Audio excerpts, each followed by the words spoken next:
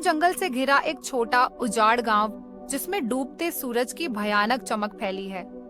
आसमान बैंगनी नारंगी है और धूल भरी पगडंडी पर लंबी परछाइयां फैली हैं।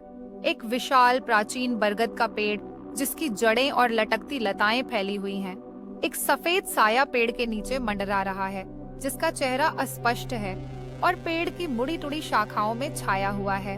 गांव के बीच में एक पुराना टूटा हुआ कुआं, काले पानी में हलचल हो रही है, जिसमें अजीब आकृतियां झलकती हैं और छाया में छुपी रहती हैं।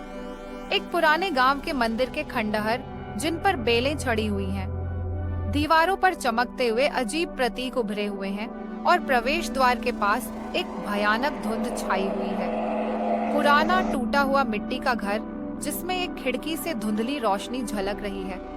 अंदर से एक काली परछाई झांक रही है। उसकी चमकती आंखें डर और नफरत से भरी हैं। एक फटी हुई सफेद साड़ी में एक महिला, जिसके लंबे काले बाल उसके चेहरे को ढक रहे हैं, वह गांव के किनारे खड़ी है, जंगल की ओर देख रही है और उसका शरीर चांदनी में पारदर्शी दिखाई दे रहा है। कभी चहल पहल से भरा हुआ गांव का बाजार अब पूरी तरह से शांत है। टूटी हुई दुकानें, उलटे हुए टोकरियां और डरावनी परछाइयां इस बात का संकेत देती हैं कि यहाँ कुछ भयावह हुआ है। एक संकरी मिट्टी की पगडंडी, जो जंगल के बीच से गुजरती है, जिसमें मोटी धुंध हर दृश्य को ढक रही है। धुंध में अजीब आकृतियां हिलती हुई दिखाई देती हैं और हवा में रहस्यमय फुसफुसाहट सुनाई देती है। गांव के बीच से बहती हुई एक गंदी काली नदी, पानी में भूतिया चेहरे उठते और गायब होते हैं, उनके मुंह बिना आवाज के चीखते हुए।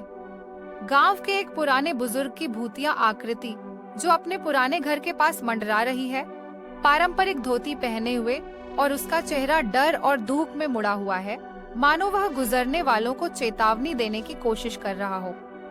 युवा गांव का लड़का चौड़ी खाली आंखों से एक खेत में खड़ा है, उसके हाथ फैले हुए हैं। उसके आसपास की परछाइयां अस्वाभाविक रूप से हिलती हैं, जैसे कि अंधेरा जीवित हो। गांव के बीच में एक भयावह आग जल रही है, जिसके चारों ओर अनुष्ठानिक वस्तुएं, खोपड़ियां और प्राचीन ताबीज फैले हुए हैं। आसपास काले आकृतियां मंत्र पढ़ रही हैं, उनके चेहरे हुड से छिपे हुए हैं। एक पुरानी टूटी बैलगाड़ी सड़क के किनारे पड़ी है, जिसकी लकड़ी की चक्की हवा में चरमराती है। गाड़ी पर खून के धब्बे हैं और उसके किनारे पर अजीब निशान उकेरे हुए हैं, से जंगल की ओर जाने वाले पैरों के निशान, जो अचानक रुक जाते हैं। इस जगह पर जमीन पर गहरे खरोंच हैं, जैसे किसी को खींचा गया हो। एक झाड़ियों से भरा हुआ खेत हवा में हिल रहा है। फसलों के बीच से भूतिया हाथ उभरते हुए दिखाई दे रहे हैं, मानो किसी को जमीन में खींचने की कोशिश कर रहे हों। ऊंचे पेड़ों से भरा हुआ एक अंधकारमय जंगल, पेड़ों के बीच से भूतिया आंखें झांकती हुई दिखाई देती हैं और झाड़ियों से कुछ बड़ा हिलने की आवाज गूंजती है। गांव के द्वार पर एक काली परछाई खड़ी है, जिसने पगड़ी पहन रखी है और एक लाठी पकड़े हुए है, लेकिन उसकी उपस्थिति में कुछ अस्वाभाविक भयावहता है। एक बड़ा काला बैल, जिसकी चमकती लाल आंखें हैं, एक अकेले खेत में खड़ा है, हर आने वाले को घूर रहा है। उसकी सांसें भारी और अस्वाभाविक रूप से तेज हैं। गांव की नदी का पानी जोर से उफान मार रहा है और एक आत्मा, जिसके लंबे उलझे बाल हैं और चमकती लाल आंखें हैं, उभर रही है। उसका सफेद शरीर कीचड़ में सना हुआ है। टूटा हुआ गांव का स्कूल, जिसमें बेंचें टूटी हुई हैं और दीवारें सड़ रही हैं। ब्लैक बोर्ड पर खून से लिखा हुआ संदेश है, वे आ रहे हैं। गांव के बाहर एक पुराना खेत के बीच में एक पुतला खड़ा है, लेकिन करीब से देखने पर उसकी आंखें आपको घूरती हुई प्रतीत होती हैं। का पशुबाड़ा खाली है, सिवाय चारों ओर बिखरी हुई हड्डियों के।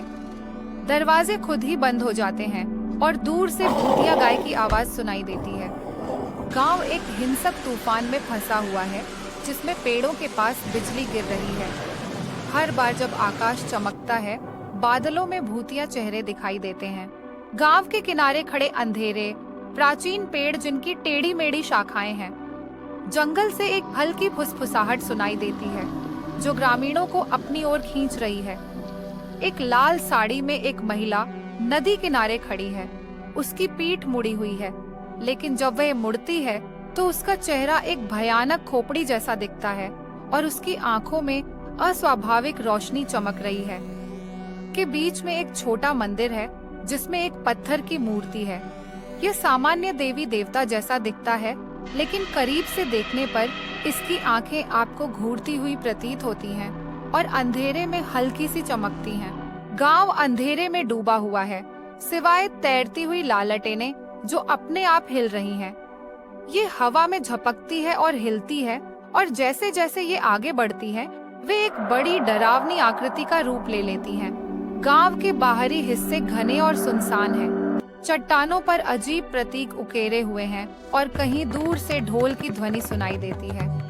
गांव के चौराहे पर एक सपेरा अपनी बीन बजा रहा है, लेकिन जिन सांपों को वह बुलाता है वे अस्वाभाविक रूप से बड़े हैं और उनकी आंखें चमक रही हैं। वे पूरी तरह से एक ही ताल में चल रहे हैं। गांव का मुखिया पारंपरिक पोशाक में गांव के बीच खड़ा है, लेकिन उसकी आंखें खाली हैं और वह अपनी ही आवाज में नहीं बल्कि किसी और की आवाज में बोल रहा था।